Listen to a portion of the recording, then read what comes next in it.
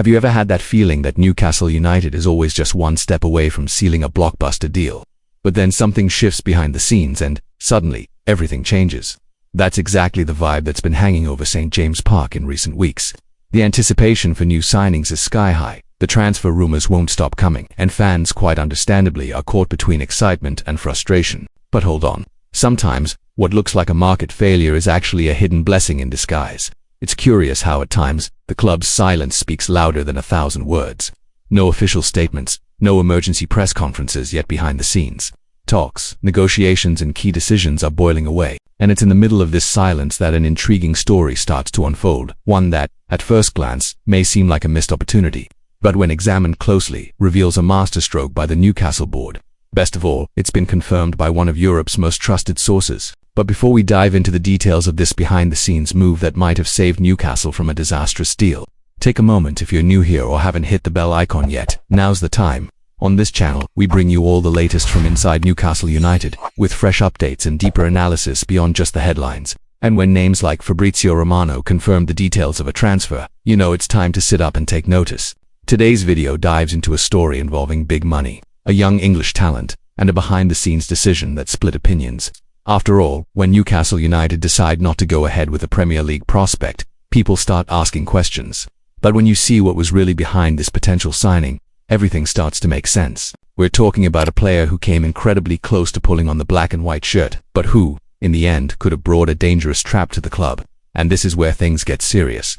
The revelation comes from journalist Fabrizio Romano, one of the most reliable voices in the game.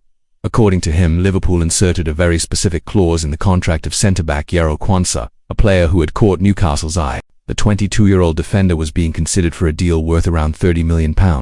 But what looked like a smart opportunity quickly revealed a condition that changed everything. Romano confirmed that while Liverpool were in talks to send Quansa to Bayer Leverkusen, they insisted on including a £51 million buyback clause, valid from 2027. That means any club signing the defender would, in effect, be developing him for Liverpool, who could then bring him back at a fixed price.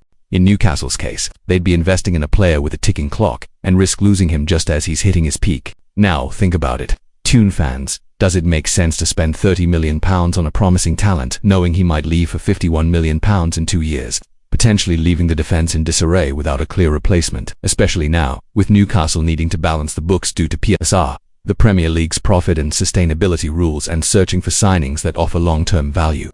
In this case, backing out wasn't just wise, it was strategic. Sure, Quansa's name excited some supporters, a young centre-back, comfortable on the ball, strong physically and full of potential. But the financial and contractual context weighed heavily. And this kind of reading is exactly what separates clubs that buy for the sake of it from those building towards sustained success. And speaking of structure, let's not forget, Newcastle have been burned before by poorly planned transfers, and it looks like they've finally learned from those mistakes. If you enjoy this kind of behind-the-scenes analysis, make sure to hit like on the video, and if you haven't already, subscribe to the channel. It really helps us grow and keep delivering exclusive insights like this. And let us know in the comments, would you have gone for Quansa, even with that Liverpool buyback clause in place? And it doesn't stop there. The Quansa case is just one piece of the puzzle Newcastle are trying to solve this transfer window. Another player who came under consideration was Brentford's Brian Mbeumo, but again, Newcastle pulled back. Why? Because Manchester United came in hard and are reportedly willing to pay over £60 million. That's simply out of Newcastle's current range, especially when weighing cost-benefit and the impact on PSR and defence. Another target that slipped away was young Dean Henderson. Newcastle impressed the player with their offer and sporting project, but once Real Madrid stepped in and triggered his £50 million release clause, it became almost impossible to compete. And let's be honest, when Real Madrid come calling, it's hard for anyone to say no. All of this shows that despite the transfer market frustrations, Newcastle are acting smartly. They're being selective, patient and strategic. They're not getting dragged into bidding wars or reacting to external pressure. Most importantly, they're learning to say no when the deal doesn't make sense in the long run. This maturity is key if the club is to continue building sustainably. In fact, this approach directly reflects the work of Eddie Howe and his coaching staff, who've been actively involved in transfer decisions. The manager knows reinforcements are needed, but he doesn't want squad fillers or salary burdens. He wants players who fit the project, who can grow, and most importantly, who can become key figures in the near future. That's why every move is so calculated. Back to the Quansa case, it's interesting how shrewd Liverpool were. By adding that buyback clause, the Reds secured the right to re-sign him if he shines in the Bundesliga without having to negotiate with anyone else. They've done this before with other academy talents, like Ryan Brewster and Taiwo. It shows Anfield's sharp eye for future profit. But for Newcastle, that clause could have turned into a nightmare. Imagine developing the player, helping him settle, giving him game time, building him up as a defensive pillar only to lose him the moment he's at his best, for a preset price. That's the kind of scenario no long-term project wants to face. If you're enjoying this type of content, don't forget to share the video with that friend who follows Newcastle as passionately as you do. The more informed fans we have, the better the conversation gets. And remember, this is the place to be for all things Newcastle United.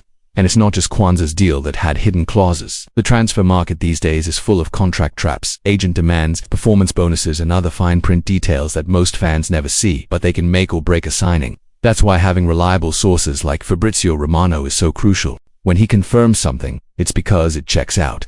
And when it comes to Newcastle, everything suggests the board are more alert than ever to these details. Sure, there are still gaps in the squad that need filling, and fans are hungry for new arrivals. But like we've said before, the transfer window is a marathon, not a sprint. Patience can deliver far better results than rushed decisions. So if you want to keep up with all the twists and turns, strategy calls and shock surprises of this transfer window, hit that subscribe button and turn on notifications. Whenever there's an update, we'll be here to bring it to you first, always with the in-depth analysis you've come to expect. The Quansa saga is just one more example that sometimes the best deals are the ones that don't happen. And if Newcastle keeps showing this level of intelligence behind the scenes, one thing's for sure, the results will come on the pitch. This season could be something special, and the fans have every reason to believe.